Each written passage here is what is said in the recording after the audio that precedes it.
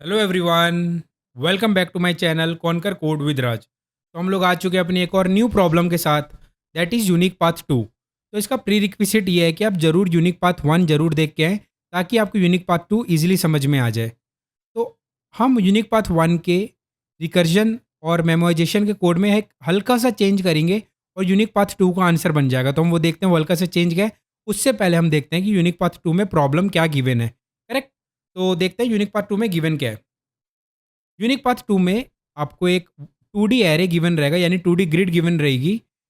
Instead of M and N, unique path 1 में सिर्फ आपको एम एंड एन दिया गया था, जिसमें एम में आपको बताया गया था कितने नंबर ऑफ रोज रहेंगे, एन में बताया गया था कि कितने नंबर ऑफ कॉलम्स रहेंगे। इस बार आपको ग्रिड दिया रहेगा और ग्रिड आपका 0,1 से फिल है। जीरो क्या रिप्रेजेंट करता है? जीरो आपका रिप्रेजेंट करता है कि empty space. Zero means empty space. कि आप जीरो, अगर आप किसी भी सेल से अगर आप जीरो जाते हो, ठीक है, और किसी भी सेल से किसी और सेल पे जाते हो और अगर उस पे जीरो पड़ा हुआ है, इट मीन्स आप वहां से आगे मूव कर सकते हो। लेकिन अगर आपके वन पड़ा हुआ है, तो one is representing obstacle. It means आप वहां से आगे मूव नहीं कर सकते। करेक्ट। अगर आप वहां से आगे मूव नहीं कर सकते, इट मीन्स आपको वहां से कोई पाथ नहीं मिलने वाला है। ठीक है। और आपको जाना कहाँ पे है? 0,0 से अगेन m-1, n-1 पे ही जाना है। और आप क्या क्या मूवमेंट ले सकते हो?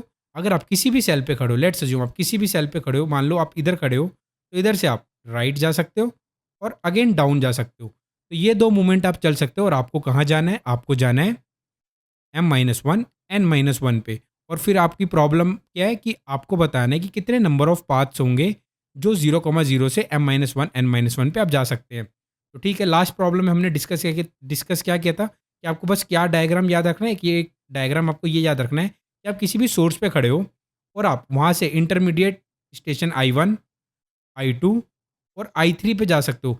और आपको पता है कि I1 से डेस्टिनेशन जाने के कितने नंबर ऑफ वेज है, दैट इज एक्स। I2 से डेस्टिनेशन जाने के मान लीजिए आपको वाई नंबर ऑफ वेज है। I3 से डेस्टिनेशन जाने के लिए मान लीजिए आपके पास जेड नंबर ऑफ वेज है।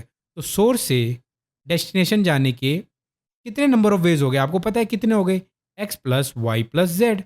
सिंपली यही फंडा हम इधर भी यूज़ करेंगे। और एक और चीज़ आपको दूसरा पॉइंट क्या याद रखना है कि सोर्स से डेस्टिनेशन जाइए, यानी आप 0,0 से m-1, n-1 पे जाइए।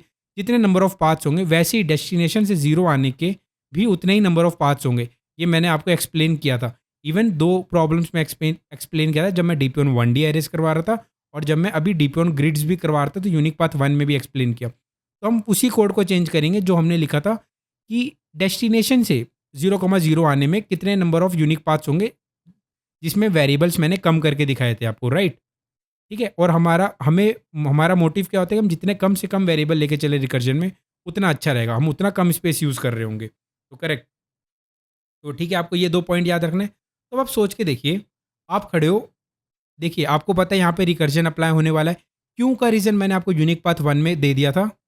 दैट्स वाई आपके लिए यूनिक पाथ 1 बहुत इंपॉर्टेंट हो जाता है। तो ठीक है, तो मैं आपको करके दिखाता हूँ। सबसे पहले आप खड़े हैं 0,0 पे। ठीक है। आप 0,0 से आप किधर जा सकते हैं? आप जा सकते हैं 0,0 से 0,1 पे। ठीक है। और आप जा सकते हैं 0,1 से 1,0 पे।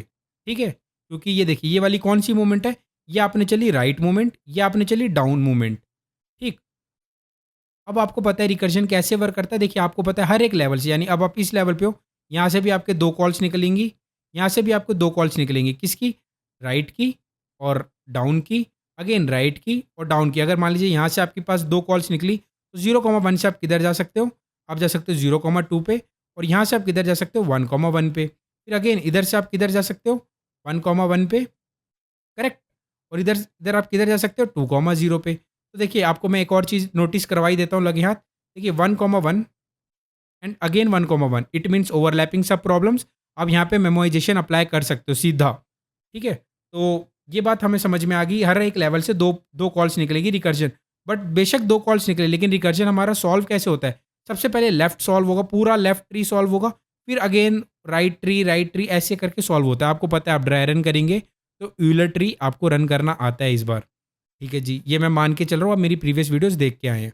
तो अब आप यहाँ पे सोच के देखिए, आप खड़े हो 0,1 पे, बट 0,1 पे क्या पड़ा है? 1।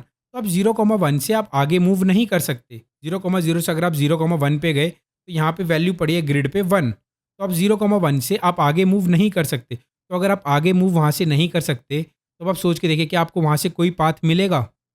नहीं मिलने वाला। अगर आपको वहाँ से कोई पाथ नहीं मिलने वाला है, इट मीन्स तो यहाँ से आप क्या रिटर्न कर जाएँगे? Simply 0, correct? येस और नो? हुँ, अब 1,0 अब आप सॉल्व करके लाइए, 1,0 आप सॉल्व करके लाइए, जो भी आएगा मान लीजिए यहाँ से आंसर आ गया x, लेट्स अज़्यूम मान लीजिए आंसर आ गया x, तो सोर्स से डेस्टिनेशन जाने के कितने आंसर आ गए आपको पता है क्या? राइट प्लस डाउन, ठीक है ना? यानी ये left call plus right call, ये आपको पता है, ये आ जाएगा आंसर, आपका फाइनल आंसर बन जाएगा। ये हमने यूनिक पाथ 1 पे डिस्कस किया है। तो आपका फाइनल आंसर क्या बनने वाला है इधर? मान लीजिए राइट कॉल आपकी सॉल्व होके आई, उधर से आए कि आप एक्स नंबर ऑफ वेज से डेस्टिनेशन जा सकते हो, तो आपका फाइनल आंसर बन जाएगा एक्स प्लस 0, सिंपल। तो ठीक है जी, बस हमारे को हमें यहाँ पे क्या नोटिस करना था? नोटिस बस हमें यहाँ पे यही चीज़ करनी थी, अगर आपके 0,1 पे 1 पड़ा है, इट मीन्स वहाँ से आप आगे नहीं जा सकते। तो वहाँ से अगर आप आगे नहीं जा सकते, जैसे देखिए आप कॉल करके इधर पहुँच गए, यहाँ पे तो 1 पड़ा है, यहाँ से अब आप आगे नहीं जा सकते। इट मीन्स आपको ये वाला पाथ कोई मिलने ही नहीं वाला। येस और नो? बिल्कुल नहीं मिलने वाला। बस आपको ये समझ में आ चुका होगा। इतना से ही बस हमें नोटिस करना था। और देखिए एक लाइन चेंज करूँगा बस मैं यूनिक पाथ 1 के कोड में, और आपका यूनिक पाथ 2 का कोड बन जाएगा। अब देखिए वो क्या लाइन है? देखिए, ये रहा आपका यूनिक पाथ 1 का कोड रिकर्जन का। मैंने एज़ इट इज़, देखिए एज़ इट इज़ तो कॉपी नहीं करते क्योंकि फंक्शन का नाम डिफरेंट है। मैं यहाँ से लेके यहाँ तक मैं कॉपी कर देता हूँ। सिंपली मैंने यहाँ से लेके यहाँ तक कॉपी कर दिया, ठीक है जी। ये कॉपी कर दिया। अब आप सोच के देखिए, एक चीज़ आपको बस क्या सोचनी है, यहाँ पे देखिए इंट रो कॉमा कॉल, इस बार आपको एम और एन की तो ज़रूरत है नहीं। देखिए, और वैसे भी एम और एन की हमें ज़रूरत नहीं थी जब हम डेस्टिनेशन से 0,0 आ रहे हैं। एक ही बात है, डेस्टिनेशन से 0,0 आइए या 0,0 से डेस्टिनेशन जाइए, एक ही बात है। तो ठीक है, यहाँ पे बस मुझे एक और चीज़ क्या पास करनी होगी? Obstacle grid.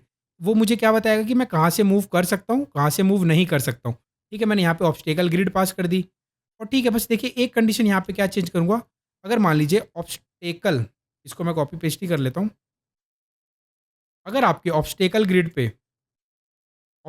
पे कहाँ पे? कभी किसी रो कॉमा कॉल पे अगर आपके 1 पड़ा है, इट मीन्स वहाँ से आप मूव नहीं कर सकते और आपको वहाँ से कितने पाथ्स मिलने वाले हैं? 0 पाथ। तो वहाँ से आप रिटर्न कर दीजिए 0।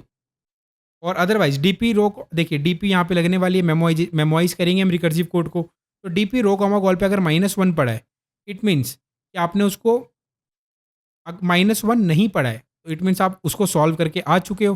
तो आप रिटर्न सीधा डीपी रो कॉमा कॉल कर दीजिए और अदरवाइज़ ऐप अब से आंसर मंगवा लीजिए। देखिए यहाँ पे मुझे ऑब्स्टेकल ग्रिड पास करना होगा, एक्स्ट्रा वेरिएबल, और यहाँ पे भी ऑब्स्टेकल ग्रिड पास करना होगा, राइट? ये हमने पास कर दिया और फाइनली आंसर अप और लेफ्ट कॉल कर लिया, ठीक है? और यहाँ पे भी कॉल करा है हमने m-1 n-1 को, तो यहाँ पे मुझे ऑब्स्टेकल ग्रिड पास करना होगा। ये गिवन है ऑब्स्टेकल ग्रिड। तो अब रन करके देखिए आपका कोड ये चलता है, बस मैंने एक लाइन, एक बेस केस में एक लाइन चेंज करी है, ठीक है? और देखिए m और n हमें गिवन नहीं है, तो हमें क्या करना पड़ेगा? इंट m बनाना पड़ेगा। देखिए सिंपली n, m क्या रिप्रेज़ेंट करता है? Number of rows. Int n क्या रिप्रेज़ेंट करता है? आपका बस एक ही चीज़ आपको नोटिस करनी थी, ये चीज़ आपने नोटिस कर ली होगी। तो अब आप इसको रन करके देखिए कि आपका ये कोड रन होता है। एक हल्का-सा बेस केस चेंज किया और हमारा कोड रन होगा, देखिए, रन हो रहा है। और सबमिट करके देखिए, सबमिट भी होगा आपका कोड। ठीक है जी, सबमिट हो गया। अब आते हैं इसका टैब्यूलेशन देखते हैं। मेमोराइज़ेशन तो हमने देख लिया, अब इसका टैब्यूलेशन देखते हैं। तो देखिए हमें आपका टेस्ट केस क्या दिया हुआ है? ग्रिड दिया हुआ है। और अभी के लिए फ़िलहाल मैं इधर 0 फ़िल कर देता हूँ। ठीक है? अब यहाँ पे देखिए आपको ग्रिड दिया हुआ है। तो टैब्यूलेशन में सबसे पहला स्टेप क्या होता है कि आप मेमोरी असाइन करिए या आप स्टोरेज बनाइए, ठीक है जी? आपको पता है डीपी ऑन ग्रिड्स में कितना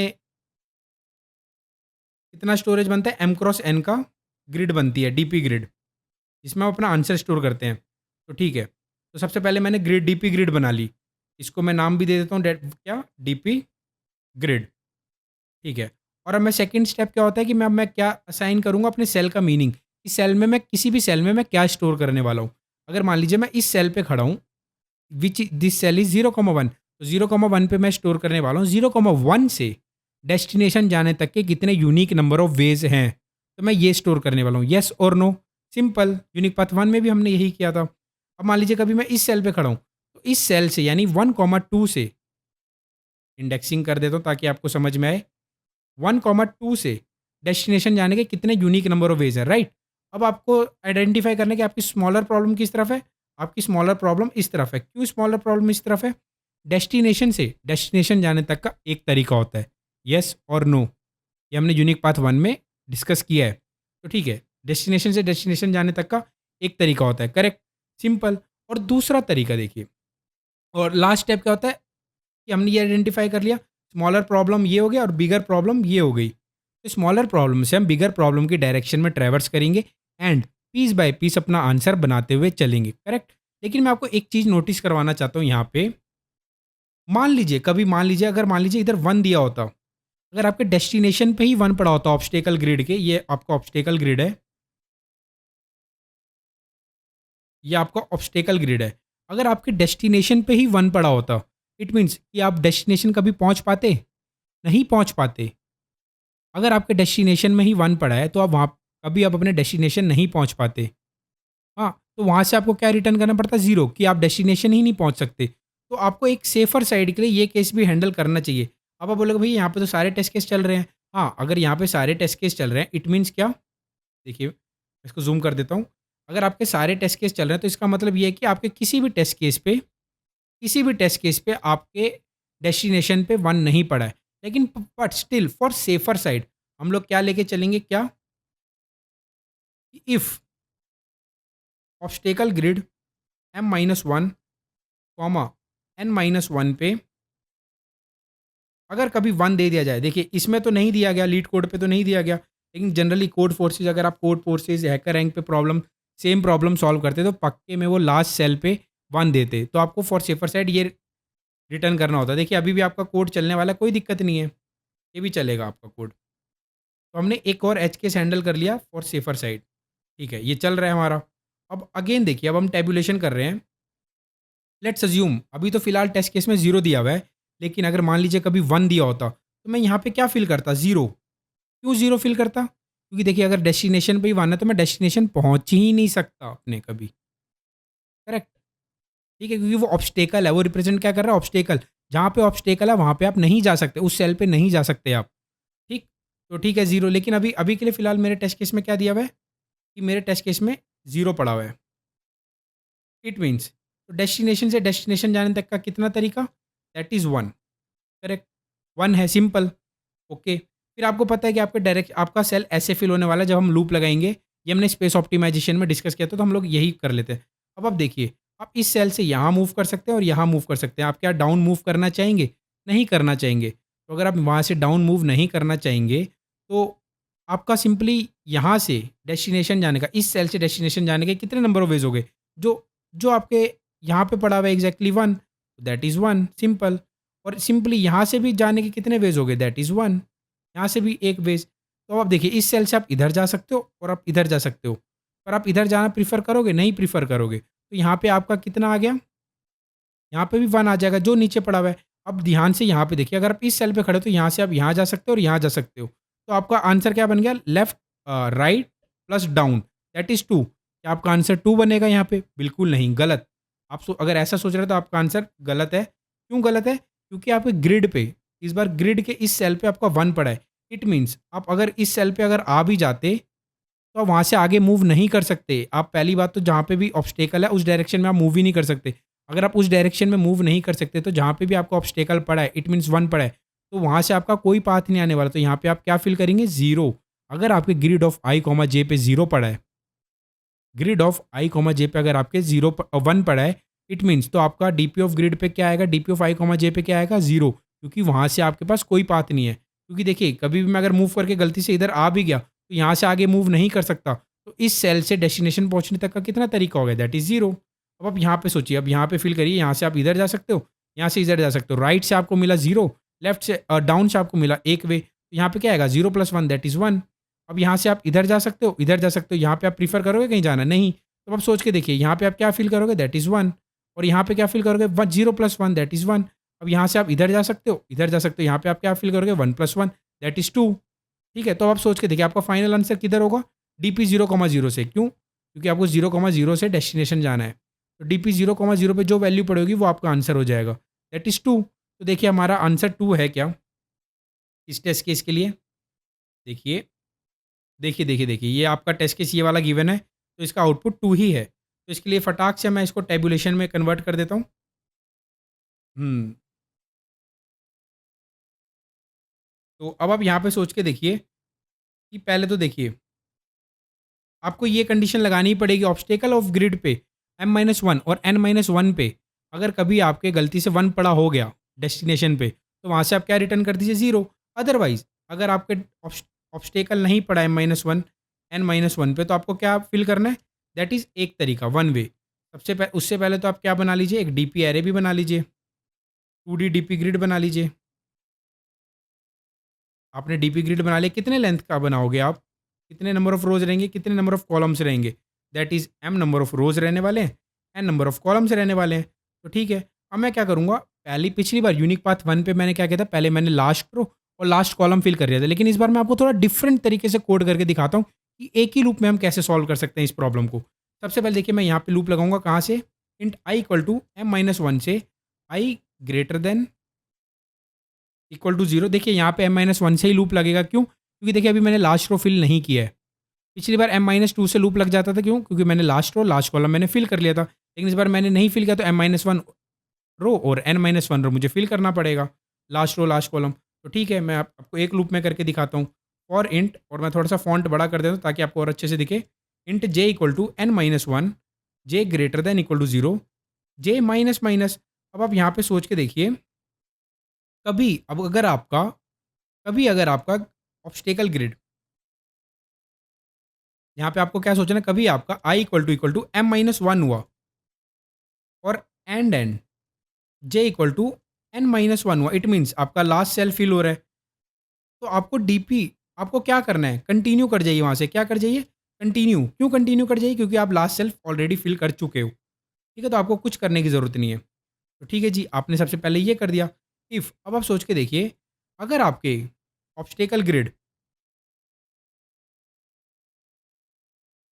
देखिए अगर आपके obstacle grid i comma j पे अगर आपके 1 पड़ा है, तो वहाँ से इट मीन्स आप कहीं पे भी मूव नहीं कर सकते, तो आपको DP of i comma j पे क्या डालना पड़ेगा? Equal to 1। हाँ, एल्स अब आप क्या करिए, इंट डाउन निकालिए और इंट राइट निकालिए। तो अब देखते हैं हम कैसे निकालेंगे, और फिर आपका फाइनल आंसर क्या बन जाएगा? देखिए फिर डीपी ऑफ आई जे में आप क्या फिल कर लेंगे? डीपी ऑफ आई जे में आप क्या फिल कर लेंगे? Right plus down. आप ये फिल कर लेंगे और आपका फाइनल आंसर क्या बनने वाला है? आपको रिटर्न क्या करना पड़ेगा? Return DP 0,0। सिंपली, ये बात तो सिंपल है। लेकिन अब पॉइंट आता है डाउन कैसे निकालें? अब डाउन कैसे निकालें? अब आप यहाँ पे सोच के देखिए, मैं एक कोड लिखता हूँ सिंपली। अगर आपका i+1 लेस देन m हुआ, तो आपको पता है क्या फिल करना है? जो भी आपके DP of i+1 comma j पे पड़ा है, देखिए अभी मैं, अदरवाइज आपको फिल करना है 0। मैं आपको ये बताता हूँ ये कैसे लिख रहा हूँ मैं। अगर आपका j+1 कभी लेस देन n हुआ, तो आपको क्या फिल करना है? DP of i comma j+1 पे जो पड़ा है, अदरवाइज 0। तो आप देखिए ये कोड एनालाइज करके आते हैं हम थोड़ा सा कि इस कोड का मतलब क्या है। तो यहाँ पे पेस्ट करते हैं कोड को। तो ठीक है जी, ये कोड हमने पेस्ट कर लिया। अब आप इस लाइन पे बस फोकस करिए, बस इसी लाइन पे अब आप फोकस करिए। ये जो लाइन मैंने लिखी है, ये लाइन है क्या? अब मान लीजिए कभी आप अपना डीपी ग्रिड फिल कर रहे हो, आप कभी अपना डीपी ग्रिड फिल कर रहे हो, तो देखिए मान लीजिए कभी आप इस सेल पे हो, अपना आप इस सेल पे अगर आप फिल कर रहे हो, इट मीन्स देखिए ये क्या हो गया, 0 1 2, ये हो गया 0 1 2, करेक्ट। तो अब अगर आप इस सेल पे, तो आपका आई क्या हो जाएगा? आई हो जाएगा आपका 2। तो अब देखिए अगर आपका i+1 अगर लेस देन m है, तो आपको क्या फिल करना होता है? अगर i+1 अगर आपका लेस देन m है, इट मीन्स, थोड़ा सा सोचिए, आप अगर इस तरफ इस पे खड़े हो तो आपका 2 + 1 क्या हो जाएगा? That is equal to 3। M आपका क्या गिवन है? एम आपका यहाँ पे 3 है और एन भी आपका 3 है। DP grid obstacle grid dot length आपका क्या है? 3, एन भी आपका 3। तो यहाँ पे 2 + 1 दैट इज़ हो गया 3। क्या हो गया आपके पास? 2 + 1 आपका हो गया 3, राइट?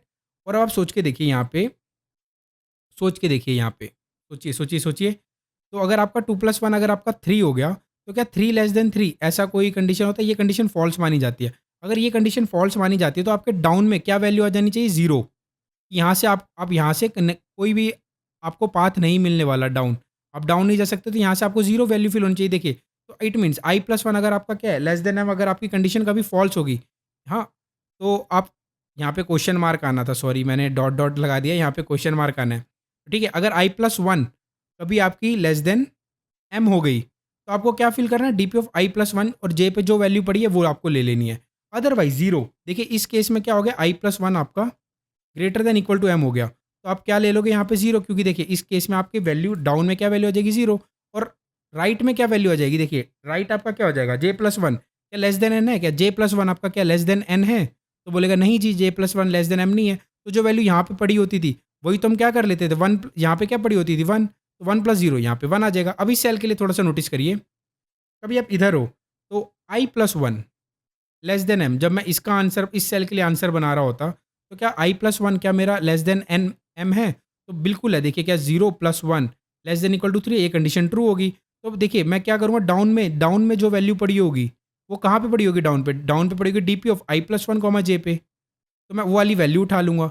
और राइट पे देखिए, और यहाँ पे राइट पे क्या होगा? J + 1 क्या लेस देन एन है? तो बोलेगा हाँ जी, बिल्कुल है। तो J + 1 लेस देन एन है, तो यहाँ पे भी जो वैल्यू पड़ी होगी, मान लीजिए यहाँ पे y पड़ी है, यहाँ पे x पड़ी है, तो मैं क्या करूँगा? x + y। डाउन और राइट में मेरे पास ये वाली वैल्यू आ जाएगी, सिंपली वही क्या है। हाँ, और सिमिलरली फॉर जे, जे अगर आपको ये कंडीशन समझ में आ गई है तो आपको ये भी कंडीशन समझ में आ जाएगी। तो मैं कब कब सेल देखिए, जब मेरा I + 1 जब तक लेस देन m है, इस केस में भी I + 1 लेस देन m होगा, पर इस केस में I + 1 लेस देन m नहीं होगा। तो इस केस में मुझे बस कौन सी वैल्यू चाहिए होती है? बस ये राइट साइड वाली वैल्यू चाहिए होती है। लेकिन बाकी सारे सेल के लिए I + 1 क्या है? मेरा लेस देन m है। तो मेरे को कौन सी वैल्यू चाहिए होती है? जो जस्ट नीचे मेरी वैल्यू पड़ी है, जो जस्ट नीचे मेरी वैल्यू पड़ी है, तो डाउन मैं वहाँ से निकाल देता हूँ। सिमिलरली फॉर राइट, और फिर final answer DP of IJ में मैं क्या फिल कर देता हूँ? Right plus down. तो देखिए क्या आपका ये कोड चलेगा? देखिए, देखिए रन करिए इसको। तो कहीं पे एरर है, लाइन नंबर 19 पे मैंने सेमी कॉलम नहीं लग अच्छा, मैंने वो तो चेंज ही नहीं किया टर्नरी ऑपरेटर, इसको मेरे को यूज़ करना है। तो लाइन नंबर 19, 20 अब देखिए, अब कंपाइलर रन करके देखिए क्या आपका कोड चलता है? तो यहाँ पे दिक्कत आ गई है क्या? यहाँ पे एक और एक्स्ट्रा ब्रैकेट आना है। तो यहाँ पे देखिए आपका कोड चलेगा, अब चल जाएगा क्या? एक्सपेक्टेड टू, मैंने यहाँ पे कुछ गड़बड़ मचाई है क्या? देखिए, अदरवाइज़ अरे देखिए डीपी ऑफ आईजे पे 0 डालना था, मैंने 1 डाल दिया है। ऑब्स्टेकल ग्रिड पे अगर 1 पड़ा है तो डीपी ऑफ आईजे में आपका 0 आना चाहिए। तो देखिए अब आपका टेस्ट केस चल रहा है, और अदरवाइज़ अब आप सबमिट करके देखिए कि आपका ये टेस्ट केस रन होता है, सारे टेस्ट केस रन होते हैं। देखिए आपका ये सबमिट भी हो रहा है। तो अगर हम इस कोड की टाइम कॉम्प्लेक्सिटी डिस्कस करें, तो इस कोड की टाइम कॉम्प्लेक्सिटी कितनी आ गई? आपको पता है बस एक लूप रन हो रहा है, that is order of m cross n। और स्पेस कॉम्प्लेक्सिटी कितनी आ गई? सिर्फ हमने एक डीपी ग्रिड यूज़ किया, that is also order of m cross n। ये होगी किसकी टाइम कॉम्प्लेक्सिटी? ये होगी आपकी टाइम कॉम्प्लेक्सिटी टेबुलेशन की। ठीक है, अगर मैं रिकर्सिव कोड चाहे मेमोराइजेशन की बात करूँ टाइम कॉम्प्लेक्सिटी की, तो टाइम कॉम्प्लेक्सिटी उधर भी order of m cross n ही होने वाला है, ये आपको पता है। इसलिए आप यूनिक पाथ 1 ज़रूर देखें। पर स्पेस कॉम्प्लेक्सिटी की बात करें, तो उसका आ जाएगा, एक तो हमने डीपी ग्रिड यूज़ किया, that is order of m cross n, plus stack calls, stack space भी यूज़ करते हैं रिकर्जन कॉल्स के लिए। तो वहाँ पे कितने होएगा? वहाँ पे होगा order of m plus n। इसका मुझे आप कमेंट्स में आंसर करिए, order of m plus n क्यों होगा? स्टैक टाइम कॉम्प्लेक्सिटी नहीं, stack complex space complexity stack की order of m plus n क्यों होगी? ठीक है? ये कौन सी है? जब मेरा जो स्टैक है रिकर्सिव कॉल्स फिल कर रहा होगा, तो max order of m plus n ही फिल होगा। तो ऐसा क्यों होगा? ये मुझे इसका आंसर आप मुझे बताइएगा कमेंट्स में। तो अगर आपने यूनिक पाथ 1 देखा तो यूनिक पार्ट 2 आपको बिल्कुल अच्छे से समझ में आया होगा। Thank you, have a nice day, take care. अगली वीडियो में हम देखेंगे इसका स्पेस ऑप्टिमाइजेशन।